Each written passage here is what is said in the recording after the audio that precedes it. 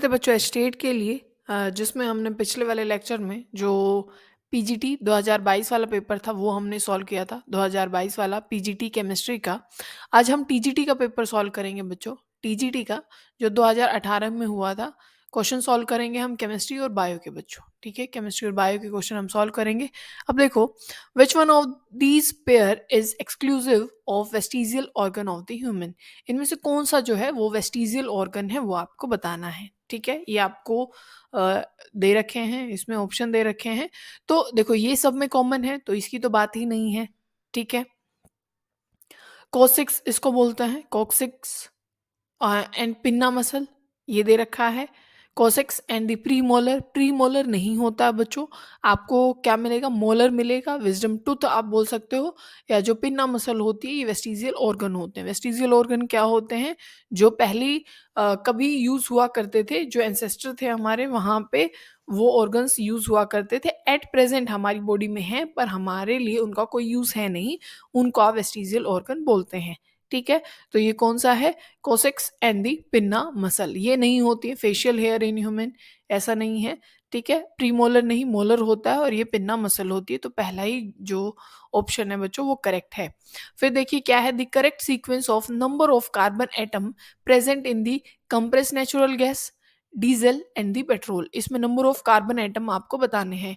अगर बच्चों आप बात करें नेचुरल गैस की तो 1 to 4 number of carbon atom होते हैं किसमें, नेचुरल गैस में। और फिर अगर आप बात करें पेट्रोल की तो 4 से 12 कार्बन आइटम आपको पेट्रोल में मिल जाएंगे।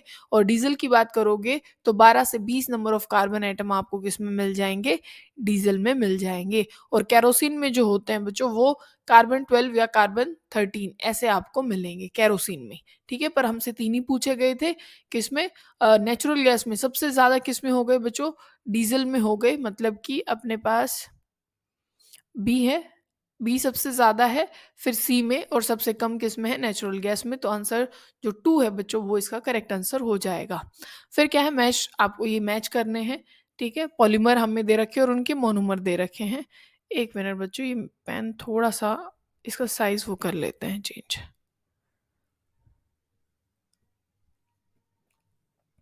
अब देखो क्या है, मैच करना है हमें। अगर आप किसकी बात करें, एक दो भी आपको पता होगा तो आपका क्वेश्चन सॉल्व हो जाता है। ठीक है, क्लोरोइथीन जो होता है बच्चों ये किसका होता है, पीवीसी। ठीक है ना, पोलीविनाइल क्लोराइड जिसको आप बोलते हो। कैप्रोलैक्टम किसका होता है, नाइलॉन 6 का होता है मोनोमर। आइसोप्रीन किसकी होती है बच्चों, ये नेचुरल रबर होता है। ये आपको याद रखने हैं, जितने भी पॉलीमर हैं उनके मोनोमर या मोनोमर का पॉलीमर, ये सब कुछ आपको पता होना चाहिए।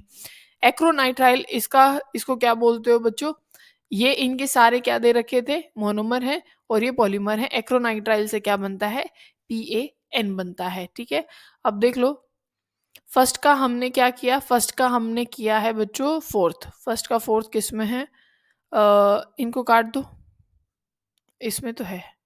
ठीक है, इन तीनों में फोर्थ दे रखा है। फिर हमने कैप्रोलैक्टम, बी का हमने क्या किया है, बी का हमने थर्ड किया है। बी का थर्ड किस में है, इस फोर्थ वाले में ही है। ठीक है, तो फोर इसका आंसर करेक्ट हो जाएगा।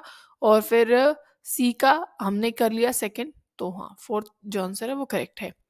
फिर देखो क्या है, फॉर द रिएक्शन, ये हमें रिएक्शन दे रखी है।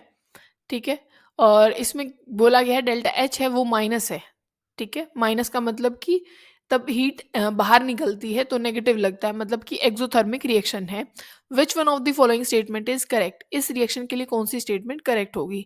द रिएक्शन इज फॉरवर्ड, मतलब फॉरवर्ड नहीं, फेवर, मतलब कौन सी कंडीशन फेवर करने वाली है, by the addition of inert gas at the constant pressure, क्या ये कंडीशन इसको फेवर करेगी। The reaction is favoured by the increase in the temperature, क्या टेम्परेचर इंक्रीज करने से होगा। नहीं बच्चों, पहले ये एक्सोथर्मिक रिएक्शन है तो और टेम्परेचर इंक्रीज करोगे तो कोई फायदा नहीं। ठीक है, फिर है the reaction is favoured by the increase of the pressure. देखो अगर प्रेशर को इंक्रीज किया जाता है बच्चों, प्रेशर इंक्रीज किया जाता है तो नंबर ऑफ मोल भी इंक्रीज होते हैं। प्रेशर इंक्रीज करते हो तो नंबर ऑफ मोल भी इंक्रीज होते हैं। और रिएक्शन किस तरफ जाना शुरू कर देती है, जहां पे नंबर ऑफ मोल घटते हैं। ठीक है, अगर प्रेशर बढ़ता है तो नंबर ऑफ मोल भी बढ़ते हैं। तो रिएक्शन किस तरफ जाना स्टार्ट कर देती है, जहां नंबर ऑफ मोल कम होंगे। अब इस रिएक्शन में देखो अगर यहाँ पे कितने नंबर ऑफ मोल है, 2 यहाँ पे है, 1 यहाँ पे है, 3 है टोटल, और यहाँ पे कितने हैं, 2, मतलब यहाँ नंबर ऑफ मोल ज़्यादा है, यहाँ नंबर ऑफ मोल कम है। अगर प्रेशर बढ़ाया जाएगा तो रिएक्शन किस तरफ जाना शुरू कर देगी, जहाँ नंबर ऑफ मोल कम होंगे, ठीक है। तो यही इसका आंसर करेक्ट हो जाएगा। आपको ये बताना था फेवर कौन सी रिएक्शन कर रही है, ठीक है। फिर नेक्स्ट देखते हैं बच्चों, Which of the following strategies are used for prevention oxidation of the food stuff? Addition of antioxidant, बिल्कुल बच्चों। Keep food in the airtight container, ये भी यूज़ किया जाता है। Use of the flush bags containing inert gases, बिल्कुल हम inert gas जिसमें होती है और बिल्कुल बंद जिन पैकेट में आपने देखा ना नाइट्रोजन हम गैस फिल करते हैं, तो वो यूज़ किए जाते हैं। एडिशन ऑफ बफर सॉल्यूशन का भी यूज़ किया जाता है एंटीऑक्सीडेंट्स के लिए। तो यहाँ पे ऑल ऑफ दी अबव ये सारे आंसर हो जाएंगे, ठीक है। अब हम देखते हैं the essential whorls of the flower are. Essential whorls कौन से हैं, एसेंशियल पार्ट कौन से होते हैं बच्चों फ्लावर में? एंडोशियम और गाइनोशियम होता है। कौन सा होता है? एंडोशियम, मेल और फीमेल पार्ट जो प्रेजेंट होता है वही इंपॉर्टेंट या एसेंशियल पार्ट माना जाता है। तो सी और डी किसमें है बच्चों? सेकेंड ऑप्शन में, तो यही करेक्ट। देखो बच्चों क्या है इसमें, हमें क्या बताना है, इसके कंस्टिट्यूएंट बताने हैं एलोइस के। जैसे ब्रास है, ब्रास किससे बना होता है? कॉपर और जिंक से बना होता है। किससे बना है? कॉपर और जिंक से। ये कौन से वाला है इसका आंसर? ये है अपना फोर्थ वाला, मतलब फर्स्ट इसका ए का क्या है? फोर्थ है। अगर ब्रोंज की बात करो तो कॉपर और टिन से बना है, मतलब इसका आंसर क्या है? फर्स्ट है। और ड्यूरा एल्यूमिन की अगर आप बात करते हैं बच्चों, ठीक है, तो ये किस चीज से बना होता है? ये एल्यूमिनियम, कॉपर, मैग्नीशियम और मैंगनीज से बना होता है, ठीक है। 90% एल्यूमिनियम होता है इसमें, ठीक है। बहुत कम परसेंटेज रहती है और इन सब की 1% Mn रहता है इनमें। तो ड्यूरा एल्यूमिन ये क्या हो जाएगा? इसका आंसर सेकंड आ जाएगा। और जो बच गया है मैग्नीशियम, ये किससे है? मैग्नीशियम और एल्यूमिनियम से। तो अब आंसर देख लो कौन सा है। फर्स्ट का फोर्थ होना चाहिए, और बी का फर्स्ट होना चाहिए, और सी का सेकंड, और ये थर्ड, मतलब यही हो जाएगा सेकंड वाला। फोर्थ, फर्स्ट, सेकंड और थर्ड, ठीक है। अब नेक्स्ट देखो, the compound in which cation is iso electronic with anion, कि कैटाइन और एनायन दोनों में नंबर ऑफ इलेक्ट्रॉन सेम है, ऐसा किस में है? देखो पोटेशियम का जो एटॉमिक नंबर होता है बच्चों वो कितना होता है? 19 होता है। तो इसमें से एक इलेक्ट्रॉन, क्योंकि ये के पॉजिटिव बनेगा, एक इलेक्ट्रॉन बाहर निकल जाएगा, नंबर ऑफ इलेक्ट्रॉन कितने रह जाएंगे? 18 रह जाएंगे। अगर आप सल्फर की बात करोगे, क्योंकि यहाँ पे क्या हुआ है कि दो जो पोटेशियम आए हैं उसने 2 इलेक्ट्रॉन सल्फर को दे दिए। सल्फर कितना होता है? 16, उसने 2 इलेक्ट्रॉन ले लिए, कितना हो गया? 18। तो यही ऐसे कैटायन और एनायन है जिनका क्या है, जो नंबर ऑफ इलेक्ट्रॉन है सेम है, ठीक है। फिर नेक्स्ट देखो, in the frog heart there are cardiac muscles which consist of fibre are called. आपको ये बताना है कि जो फ्रॉग हार्ट होता है उसमें जो कार्डिक मसल्स होती हैं वो किन फाइबर से बनी होती हैं, तो उनको आप क्या बोलते हो? पुरकिंजी फाइबर्स आप बोलते हो, ठीक है ना। अब इसमें अगर आप फ्रॉग की बात करें तो वहां पे 3 चैम्बर्ड हार्ट होता है, एक वेंट्रिकल होता है, और बच्चों 2 एट्रिया होते हैं, या एट्रिकल जिनको आप बोलते हो, एट्रियम जिनको आप बोलते हो, ठीक है। तो दो फ्रॉग में 3 चैम्बर्ड हार्ट होगा, 1 वेंट्रिकल, 2 एट्रिया होंगे। और जो मायोकार्डियम जो मसल होती है हार्ट की, क्या होती है? मायोकार्डियम मसल्स आप बोलते हो, उनमें फाइबर का नाम क्या है? पुरकिंजी फाइबर बोला जाता है, ठीक है। अब नेक्स्ट अगर आप देखो तो क्या है, in the malaria the product released by mosquito into blood that cause chill and fever is called. तो आपने देखा होगा कि मलेरिया में एकदम मतलब बॉडी नॉर्मल हो जाती है, फिर एकदम से बहुत ज़्यादा मतलब हाई फीवर आता है, मलेरिया में हमेशा यही होता है।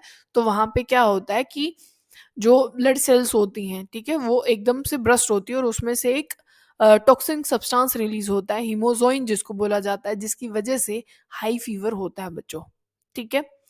बात समझ में आ गई? तो कौन सा है ये? फोर्थ इसका करेक्ट आंसर हो जाएगा। हिमेटिन तो आपको पता है कि तब आप हीमोग्लोबिन में से प्रोटीन को रिमूव कर देते हैं और वहां पे ऑक्सीडेशन हो जाता है आयरन एटम का, उसको आप हिमेटिन बोलते हैं, ठीक है। फिर हमारे पास क्या है, deforestation does not result in. Deforestation किसका मतलब, इनमें से किसका रिजल्ट मतलब वो होने नहीं वाला, क्या नहीं होगा डिफोरेस्टेशन से? डिक्रीज इन द रेनफॉल, बिल्कुल होता है, ठीक है, डिक्रीज हो जाएगा। Increase in the soil erosion बिल्कुल बढ़ जाती है। Increase in ground water level ऐसा बिल्कुल नहीं होता बच्चों, ठीक है, ऐसा नहीं होगा।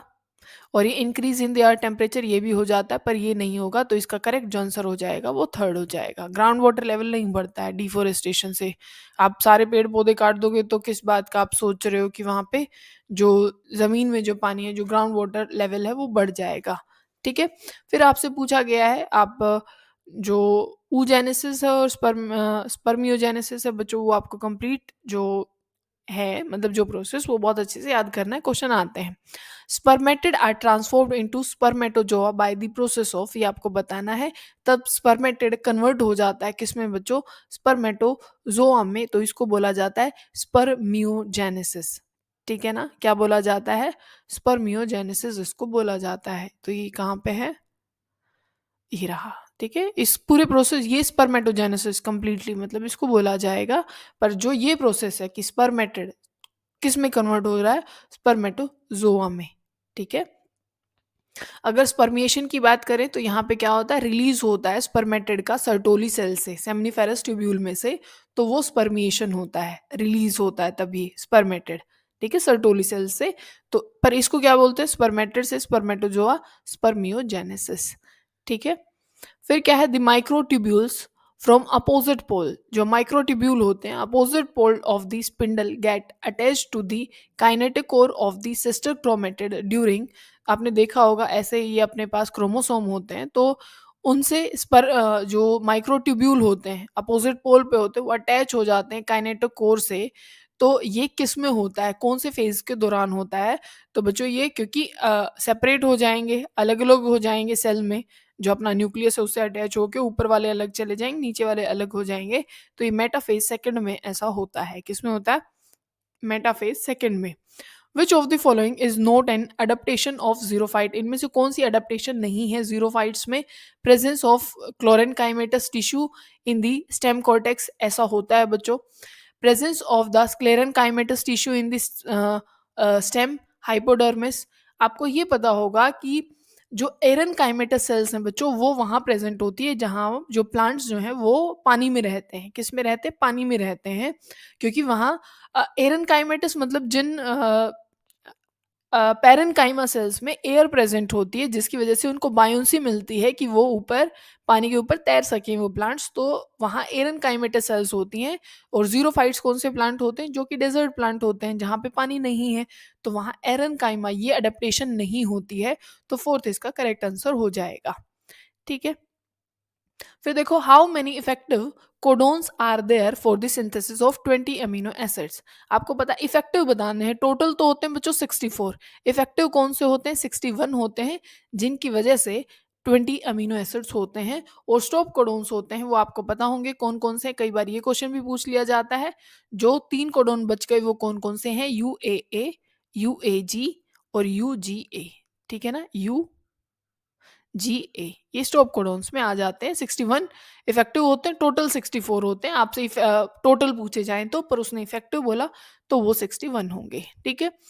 ये आपको असर्शन और रीजन दे रखा है। असर्शन क्या है, all members of bee society are diploid except the drone, बिल्कुल, और सब डिप्लॉयड होते हैं मतलब 2n होते हैं, पर ड्रोन हैप्लॉयड में होता है। फिर उसने इसका रीजन दिया है, ड्रोन्स आर प्रोड्यूस्ड पार्थेनोजेनेटिकली, बिल्कुल वो पार्थेनोजेनेसिस मतलब विदाउट फर्टिलाइजेशन वो फॉर्म होता है, तो इसी वजह से मतलब अनफर्टिलाइज्ड एग से वो बनता है, और अनफर्टिलाइज्ड एग है तो वो एन कंडीशन में मिलेगा, क्योंकि एक एन और दूसरा एन मतलब तब फर्टिलाइजेशन होती है, तब हैप्लॉइड कोई डिप्लॉइड बनेगी। सिर्फ कोई एक ही एग से या एक ही अनफर्टिलाइज्ड एग से बनता है, तो एक ही था तो वो एन ही रहेगा। तो ड्रोन क्या होते हैं बच्चों, ड्रोन होते हैं हैप्लॉइड, और सारी सोसाइटी रहेगी डिप्लॉइड, ठीक है। तो मतलब दोनों ही चीजें करेक्ट हैं, both A and R are true and R is the correct explanation of the A, ठीक है। तो ये इसका आंसर हो जाएगा। फिर आपके पास है, which of the following does not contribute toward the formation of photochemical smoke, ठीक है, दो होती है, एक फोटोकेमिकल स्मोक होती है और एक लंदन स्मोक होती है। इसको लॉस एंजलिस स्मोक भी बोला जाता है फोटोकेमिकल स्मोक को। लंदन स्मोक SO2 की वजह से होती है बच्चों, और जो फोटोकेमिकल स्मोक है वो नाइट्रोजन के ऑक्साइड आपको मिलेंगे, ओजोन आपको मिलेगी, वोलेटाइल ऑर्गेनिक कंपाउंड्स आपको मिलेंगे, पीएन आपको वहाँ मिलेगा, तो ये सारी चीज़ें मिलती हैं। तो इसने बोला नोट कंट्रीब्यूशन, तो SO2 इसका करेक्ट आंसर हो जाएगा। ठीक है, ये आपको याद रखना है, ये बहुत बार क्वेश्चन पूछा गया पीजीटी वालों से भी और टीजीटी वालों से भी। The seed of which of the following plant note dispersed by the wind, तो ये बहुत फेमस एग्जांपल है कि कोकोनट का जो सीड होता है वो विंड से डिस्पर्स्ड नहीं होता, वाटर में होता है, तो ये इसका करेक्ट आंसर हो जाएगा। ठीक है, which of the following compound is responsible for the tarnishing of the silver, silver को खराब होने के लिए क्या रिस्पॉन्सिबल है बच्चों? आपको पता है सिल्वर ब्लैक हो जाता है किसकी वजह से? एस सल्फर उससे रिएक्ट करता है ऑल ओवर। ठीक है, तो H2S से रिएक्ट करता है तो बना क्या लेता है? Ag2S, तो ये इसका करेक्ट आंसर हो जाएगा। Cloth obtain from the cellulose are, cellulose से जो मतलब जो कपड़े हैं वो ऑब्टेन होते हैं, उनको आप मतलब क्या बोलते हैं? कॉटन और रेयन। ठीक है, कॉटन और रेयन जो सेलुलोज से बनते हैं, कॉटन और रेयन उसका आंसर हो जाएगा। Which of the following are the application of the common salt, common salt की एप्लीकेशन क्या है? प्रिजर्वेटिव होता है, बिल्कुल प्रिजर्वेटिव होता है, अचार और इन सब में भी डाला जाता है प्रिजर्वेशन के लिए। It is use for the, या फिर मीट तब ट्रांसफर किया जाता है एक जगह से दूसरी जगह, नमक डाला जाता है कि बैक्टीरिया वहां ग्रो ना कर पाए। It is use for the manufacture of Na metal and Cl2 by electrolysis of molten state, बिल्कुल ये भी यूज किया जाता है, इलेक्ट्रोलिसिस की जाती है Cl2 और Na के लिए। It is use for the manufacture of caustic soda, caustic soda के लिए भी यूज किया जाता है NaOH जिसको आप बोलते हो। फिर क्या है? It is use for the manufacture of baking soda and washing soda by the Solvay process, बिल्कुल इसके लिए भी ये यूज किया जाता है। तो all of the above. Potassium use नहीं किया जाता बच्चों सॉल्वे प्रोसेस में, पर सोडियम यूज किया जाता है, तो ये सारे ही सारे करेक्ट हैं। ठीक है, फिर हमारे पास है which of the following alkene will give the same product when treated with HBr in the presence and the absence of peroxide। आप ये जानते हैं कि भाई HBr तब peroxide से रिएक्ट करता है तो वहां पे, और तब absence of peroxide होता है तो वहां पे अलग अलग प्रोडक्ट मिलते हैं। क्योंकि absence of peroxide होती है तो आने वाला मतलब जो न्यूक्लियोफाइल जो होगा वो कहाँ लगता है? जहाँ पे नंबर ऑफ हाइड्रोजन कम होते हैं। पर तब peroxide प्रेजेंट होता है तो वहां उसके अपोजिट साइड लग जाएगा। अपोजिट मतलब कि जहाँ नंबर ऑफ हाइड्रोजन ज्यादा होंगे।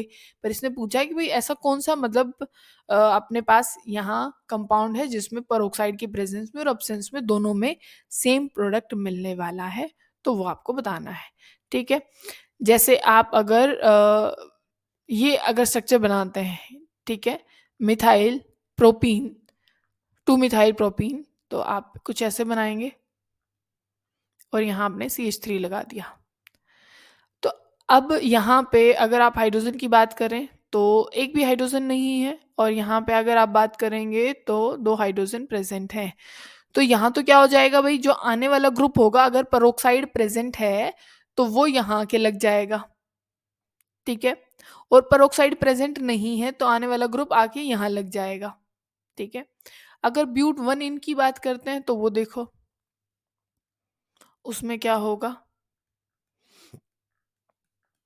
ठीक है, अगर यहाँ आप ये बना लो CH3, ये CH2, ये अपना CH और यहाँ पे CH2, अब भी आने वाला ग्रुप देखो, अगर पेरोक्साइड प्रेजेंट नहीं है तो यहाँ पे लगेगा, अगर पेरोक्साइड प्रेजेंट है तो यहाँ लग जाएगा, तो यहाँ भी डिफरेंट है।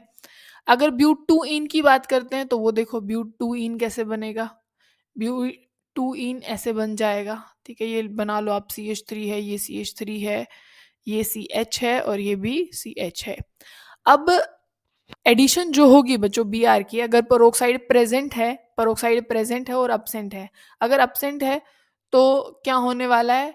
चाहे Br आप यहाँ लगा लो, चाहे Br आप यहाँ पे लगा लो। ठीक है, अगर आपने यहाँ लगाया, यहाँ नहीं है, तो देखो इसका नाम तब भी ये 1,2 ब्रोमो हो जाएगा। ठीक है, अगर आप यहाँ ना लगा के यहाँ Br लगा रहे हो तो भी यहाँ पे नाम क्या हो जाएगा? 1,2 ब्रोमो हो जाएगा। तो डबल बॉन्ड के इस साइड लगा लो, उस साइड लगा लो, दोनों साइड नाम सेम बन रहा है, मतलब प्रोडक्ट भी सेम बनेगा। ठीक है, तो इसका आंसर करेक्ट हो जाएगा but 2 in. The antiseptic action of Dettol is due to, किसकी वजह से होता है? क्लोरोजाइलिनोल की वजह से ऐसा होता है। ठीक है ना, तो ये आपको याद रखना है। ये आप जो चैप्टर है जिसमें सोप और डिटर्जेंट, जो अपना केमिस्ट्री का लास्ट चैप्टर जो है 12th में, उसका ये पार्ट है। तो क्या है? क्लोरोजाइलिनोल की वजह से एंटीसेप्टिक एक्शन होता है डेटोल का। फिर हम देखते हैं नेक्स्ट। हाँ, ब्लीचिंग पाउडर आपको बताना है, बेकिंग सोडा एप्लीकेशन बतानी है, वॉशिंग सोडा की भी, प्लास्टर ऑफ पेरिस की भी। प्लास्टर ऑफ पेरिस आपको पता है मेकिंग टॉयज के लिए, ठीक है। डी का आप सेकंड लगा लीजिए, डी का सेकंड है, ऐसा किसी में है डी का सेकंड, वैसे तो पहले ही एक ही उससे सॉल्व हो गया हमारा, ठीक है। और सी का क्या फर्स्ट होगा, वॉशिंग सोडा। बिल्कुल, वॉशिंग सोडा बच्चों ग्लास बनाने के लिए यूज किया जाता है। जो बेकिंग सोडा होता है, बेकिंग सोडा एंटी एसिड के जैसे यूज होता है, किसको एसिडिटी हो जाती है तो बेकिंग सोडा दिया जाता है। ब्लीचिंग पाउडर डीकलराइजेशन के लिए काम आता है, तो पहला इसका करेक्ट आंसर हो जाएगा। फिर देखो क्या है, which of the following are exothermic process. आपको एक्सोथर्मिक प्रोसेस बताना है जहां पे हीट बाहर रिलीज हो रही है। Reaction of water with quick lime, quick lime में अगर आप पानी डालते हो तो बच्चों वहां हीट बाहर निकलती है। आपने देखा होगा ना, पहले वो मटकों में सफेदी होती थी और उसमें पानी डाला जाता है तो बहुत ज्यादा हीट बाहर निकलती है, ठीक है। अभी भी ऐसा ही होता है, पर पहले जैसे मटकों में सफेदी डाली जाती थी ना, तो वो क्विक लाइम होता था। तो ये चीज समझ गए होंगे, तो ये एक्सोथर्मिक है। मेल्टिंग ऑफ आइस बच्चों, इसको तो हीट चाहिए होगी, मेल्ट करोगे तो हीट दोगे तभी तो मेल्ट होगी। सेम इवेपोरेशन में, इवेपोरेट पानी तभी होगा तब हीट दोगे, तो ये तो एक्सोथर्मिक प्रोसेस नहीं है।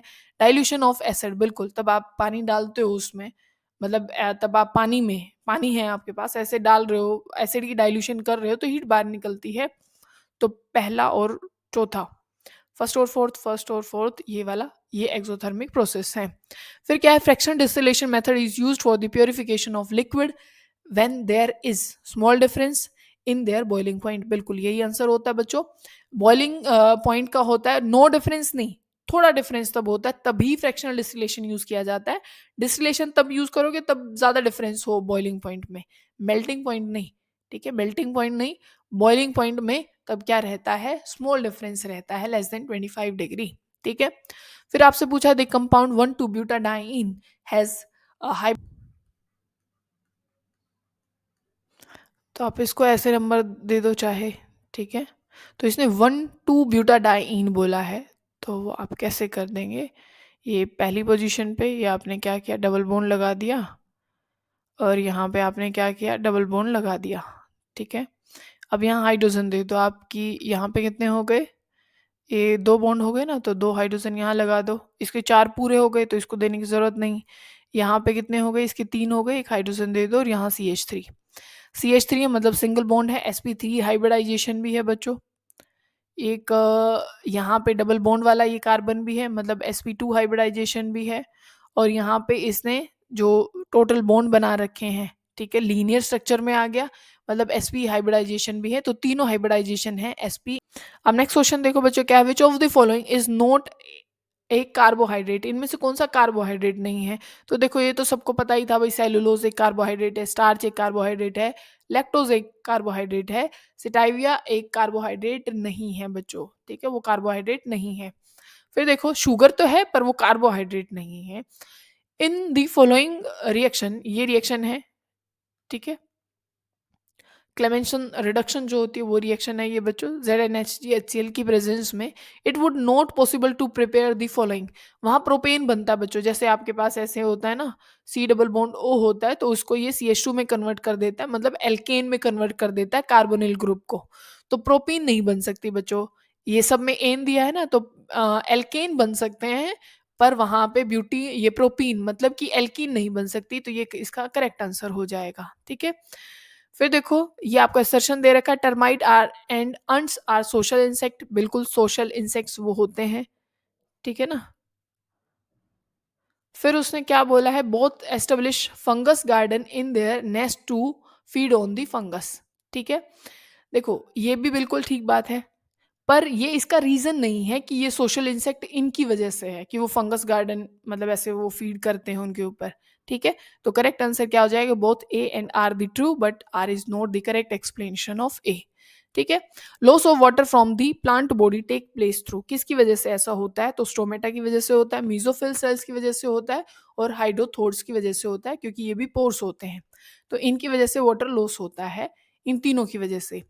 Phonetic classification is based on, किसकी वजह से, मतलब किस क्लासिफिकेशन के ऊपर वो बेस्ड है वो आपको बताना है, फिनेटिक वाला।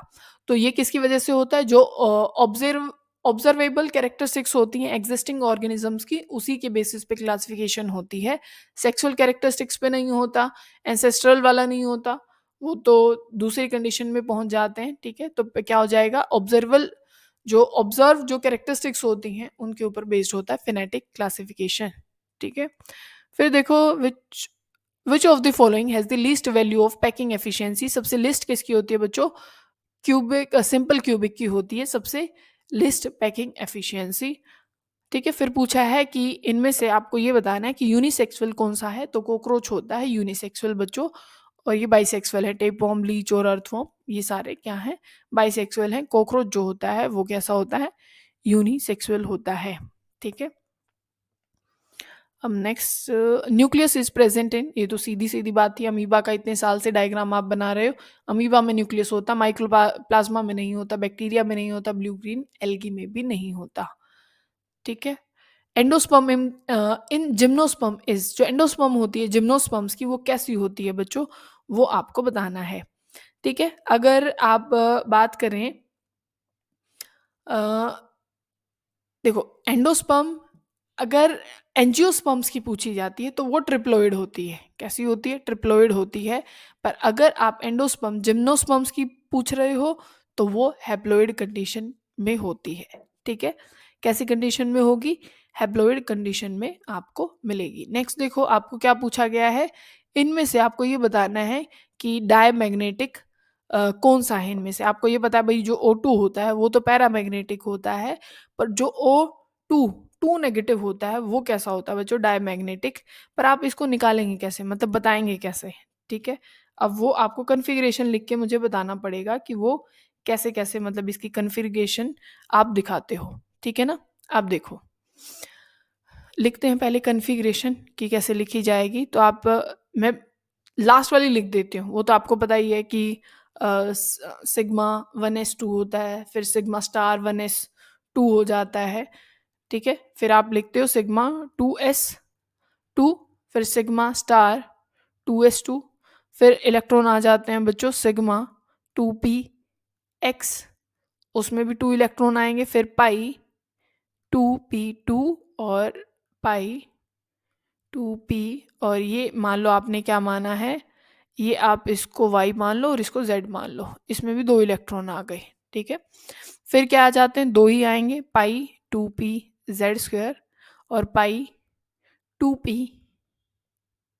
y² और पाई, पाई नहीं, सिग्मा रह गया ना, सिग्मा। ठीक है, ये सिग्मा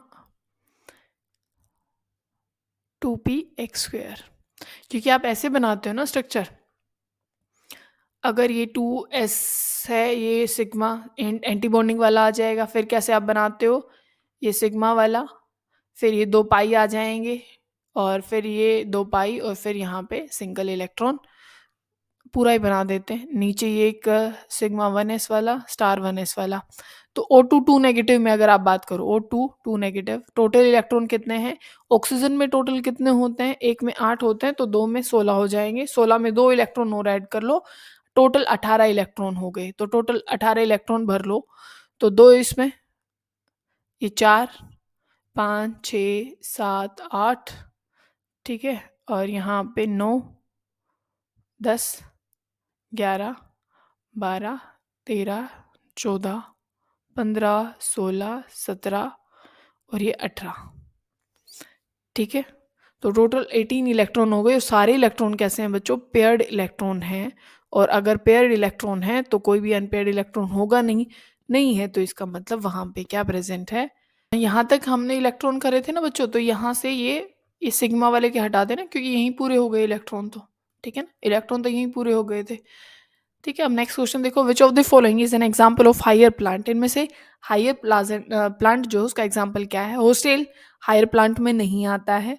ठीक है, ये टेरिडोफाइट होता है, हायर प्लांट मतलब या तो जिम्नोस्पर्म हो या तो एंजियोस्पर्म हो, लाइकन नहीं आता। और एफिड्रा आता है बच्चों, इसमें क्या आता है, एफिड्रा जो है वो इसमें आता है। फिर नेक्स्ट देखो कि अपने पास और क्या है, which of the following is the strongest base in the gas phase, gas phase में स्ट्रॉन्गेस्ट बेस कौन कहलाएगा?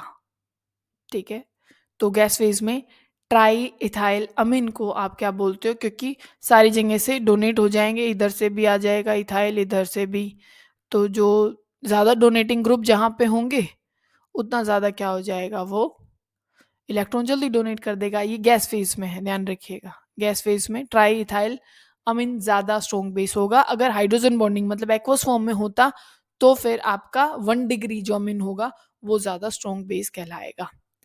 ठीक है, फिर यहाँ पे हमारा कंप्लीट हो जाता है बच्चों 2018 वाला। फिर हम 2019 का भी करेंगे। अगर मुझे 2017 वाला मिलता है तो मैं वो भी करा दूंगी, 16 वाला मिलता है तो मैं वो भी करा दूंगी। आगे तो हम करेंगे 20 वाला भी करेंगे, 21 वाला भी करेंगे और 22 वाला भी करेंगे, सारे पेपर आ जाएंगे। ठीक है।